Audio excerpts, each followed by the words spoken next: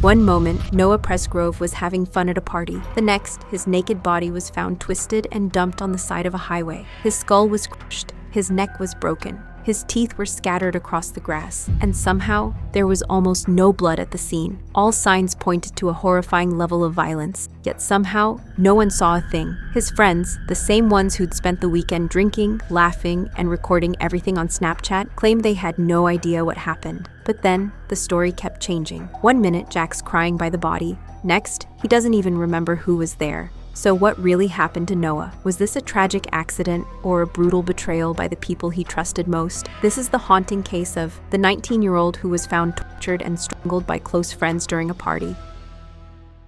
By all accounts, the 4-day birthday party was wild. Alcohol, music, hookups, and no adults in sight. Noah Presgrove, just 19 years old and freshly graduated from Comanche High School, had a reputation for being the kind of guy who could light up a room. Athletic, confident. That weekend, he showed up to celebrate Avery Jo Combs' birthday, deep in rural Oklahoma. And depending on who you ask, Avery was either his girlfriend, his hookup, or a messy in-between. But what's certain is, there was history there, and that history boiled over at the worst possible time. The party itself was chaotic. Teenagers passing around bottles, riding ATVs, waving guns, all while phones recorded every moment. Snapchats, group pics, live streams. It's all still floating around online, showing the group laughing, partying, and treating loaded weapons like toys. By Saturday night, there were about 40 people coming and going from the house, and while the party looked fun on the surface, the energy had started to shift. Around midnight, Noah got into a fight with his best friend, Jack Newton.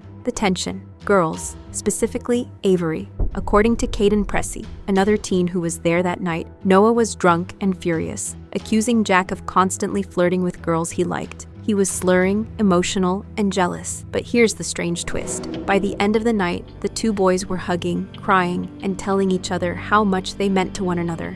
In a Facebook message shared later, Jack told a friend, "We argued about girls for a second, then ended up holding each other crying, telling each other how much we meant to one another." If it sounds like foreshadowing, it was. Later that same night, someone recorded a video of Noah's so-called friends drawing on his bare back and butt with markers. He laughed it off, but he eventually left to clean himself up. He came back the next evening. By Sunday night, the party had died down. Only about 15 people were left, but the drinking hadn't stopped. It had just gotten sloppier. Caden's 15-year-old cousin was blacked out and vomiting. People were still partying under the patio, and Noah, still in good spirits, but clearly drunk. In one video, he's laughing, shirtless, wearing black shorts, and daring his friends to slap him across the face. At some point that night, Noah and a few others took an ATV for a spin and flipped it. No serious injuries, but Noah came back covered in dirt and grass. Two girls, Carter Combs and Jasmine, Avery's best friend, helped him get cleaned up. After the shower, he changed into a pair of white wrestling shorts, borrowed from Jack. Shortly after, Noah asked Avery if he could sleep in her bed. She said no. According to multiple witnesses, that rejection hit hard. So he did what they say he always did when he got upset. He walked off alone into the night, but here's where things get unsettling. At 3:41 a.m., Jasmine posted a selfie to Snapchat, just her, smiling, with the caption, "Well, Noah's missing," like it was just another joke. Later, she'd tell people this was normal. Noah always disappeared when he was upset, that he always came back, but this time, he didn't. And the next morning, Noah was found dead on the side of the highway, but the way his body was found was even more horrifying than anyone could have imagined.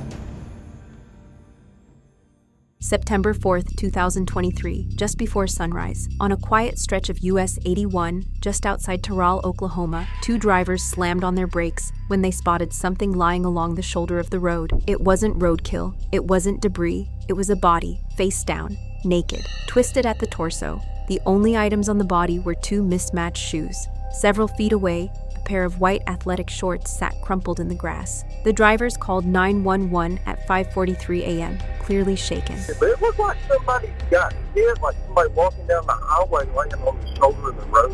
One driver even told dispatch, "It looked awful odd." That was an understatement. But here's where things start to get sketchy. It turned out Noah's friends already knew he was dead even before the 911 call was made. Jack would later tell detectives that he stumbled upon the body around 6 a.m. while heading out to go fishing with his dad. But that timeline was quickly challenged by Caden, who claimed that Jack knew Noah was dead an hour earlier. At around 5:15 a.m., Jack had reportedly burst into the house sobbing and yelling, "Noah is dead." Like, frantic. I could almost see he was tearing up. And so he burst back out the door immediately. And I look at my phone because it felt like I just went to sleep. Caden said he and 3 other boys jumped into his red Jeep and followed Jack's truck to the spot a mile up the highway. They arrived at the scene between 5:20 and 5:25 a.m. When they got there, Caden said he could see a semi-truck facing south and a service truck facing north. And that's where the timeline starts to crack. Because remember, the 911 call wasn't made until 5:43 a.m. So for nearly 20 full minutes, multiple people had already found Noah's body, and no one called for help. According to Caden, Jack was just sitting in silence, staring down at Noah in the grass, while a nearby service truck driver approached him to ask what was going on. But here's where things get even more confusing. That same truck driver later claimed Jack was alone when he pulled over. No Jeep, no group of teenage boys, no one else standing over the body. And yet, Caden gave a detailed account of the scene. He remembered how Noah was lying on his side, chest angled toward the dirt, one arm twisted behind his back, and his face turned toward the grass. But what disturbed him even more, there was no blood, not under the head, not in the grass. And yet, Noah's injuries were catastrophic. No one could understand how someone could take that much damage and leave no trace of it at the scene. Even stranger, Caden swears Noah was still wearing his black shorts from the night before. And he's wearing black shorts, which you can see in the videos from the party house. The same black shorts that he was wearing are the ones he was wearing when he was on the side of the road. If that's true, then the question becomes terrifying. Was Noah moved or redressed after he was already dead? And then there's the shoe. That gray Hey Dude slip-on Noah's foot? It wasn't his, it was Caden's. Now it was on Noah's body. And just when it felt like this couldn't get any weirder, it did. At first, everyone assumed it was a hit and run. A teenage boy found dead on the side of the highway, naked, twisted, bruised. It fit, at least on the surface. But once investigators got a closer look, that theory started to fall apart, fast. There were no skid marks, no broken glass, no vehicle debris. So if it wasn't a hit and run, and the medical examiner says it wasn't, then how did Noah get dumped like that? His body was battered top to bottom, but his legs were untouched, and his shorts had no damage, even though he had road rash all over his backside. And that's not even half of it. The autopsy would reveal even more horror. According to the Oklahoma medical examiner, Noah died from multiple blunt force injuries, but not just any injuries. His skull was split straight through, with a fracture so deep it severed the base of his skull in half. First responders who saw him said it looked like his head had been caved in. He also had fractures in 4 vertebrae. That's not just damage. That's a broken neck, the kind of injury that's instantly fatal or permanently paralyzing. And it didn't stop there. 10 broken ribs, punctured lungs, a torn heart, spleen, and stomach. 3 pints of internal blood loss. Now, to put that into perspective, that's nearly a third of the blood in his body, all inside, with no external bleeding at the scene. But what came next was the most chilling. A clump of Noah's scalp and hair was found lying several feet away from his body. No skin, no blood. A second clump was found stuck to his butt cheek, not to a wound, just there. And nearby, on the pavement, 3 broken links of a white metal chain, and a tooth, lying on the pavement, by itself. So not only was Noah beaten and left with catastrophic injuries, he was also surrounded by signs of restraint. But there's more. Noah's teeth were shattered, some broken, others missing entirely. Bits were found scattered in the grass and on the road. One reportedly found dozens of feet from where he lay. But here's the thing, even with all of that trauma, there was almost no blood around him. No pooling under his head, no trail except for a small blood spot found dozens of feet away from the body. If you've ever looked into violent crime scenes, you know what that means. He didn't die there. This wasn't someone getting drunk and wandering into traffic. This was someone staging a scene, dumping a body in the dark, and hoping it would be mistaken for an accident. His blood alcohol level was 0.14, but he had no drugs in his system. Still, the official response, "We're not investigating this as a murder." Not a murder. The medical examiner labeled the manner of death undetermined. But let's be honest, that's not because this wasn't violent. It's because they don't know whom to charge. Or maybe someone doesn't want them to, because what happens next makes the whole thing look more and more like a cover-up. So, after seeing Noah's body, the group returned to the house in a state of panic. For about 5 minutes, there were tears, confusion, and chaos. Just what you'd expect after witnessing something that traumatic. But then, according to Caden, they all just went back to sleep. And they are all like sitting there like thinking like this for a couple minutes, and they all go back to sleep.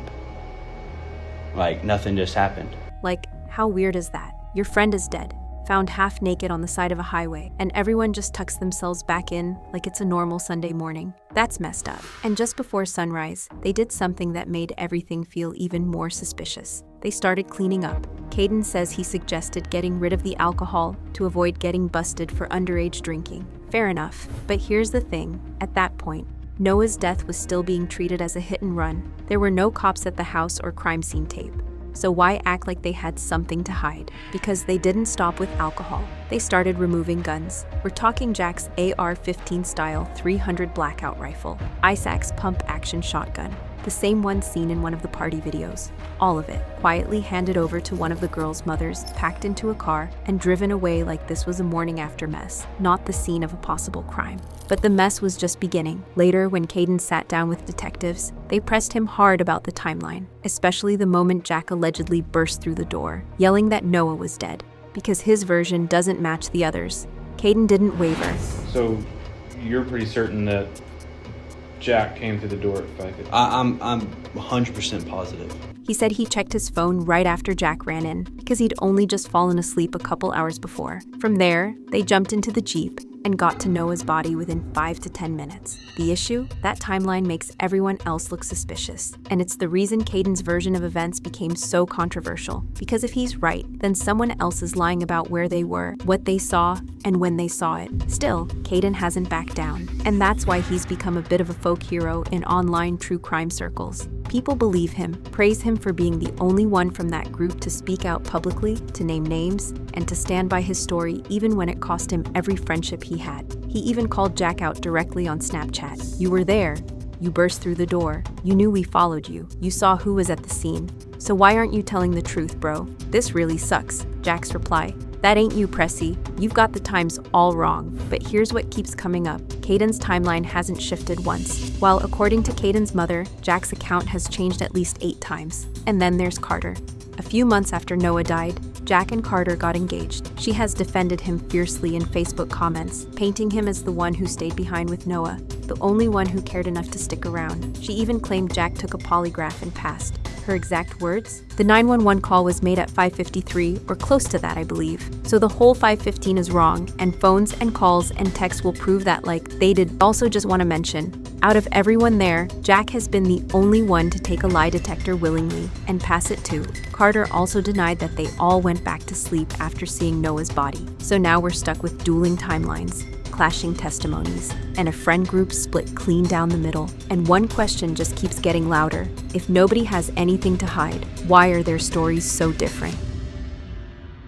Almost 2 years after Noah Presgrove's brutal death, his family finally made their boldest move yet. And this time, they weren't pulling punches. They filed a wrongful death lawsuit, and they named names. Filed in June 2025, the suit flat out accuses several of Noah's so-called friends of beating him to death during that now infamous Labor Day weekend party. The same friends who claimed they were asleep, the ones who suddenly don't remember, who cleaned up the scene, hid the guns, and went radio silent the moment anyone started asking real questions. And this lawsuit, it's calling BS on all of it.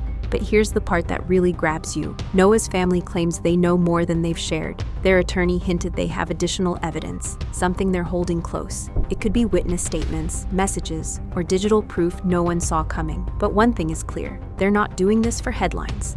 They're doing it for answers. Because while the Oklahoma Highway Patrol still hasn't ruled Noah's death a homicide, just a suspicious death, his family is done waiting. They've heard enough versions of the same vague story to know somebody is hiding the truth. The lawsuit asks for at least $75,000 in damages. But let's be honest, this isn't about money, it's about accountability. Because if Noah was killed, and every piece of evidence points to that, then that means his killers are still out there, still posting like nothing happened, while his blood's still on their hands. Something happened to Noah, and someone in that house already knows exactly what it was.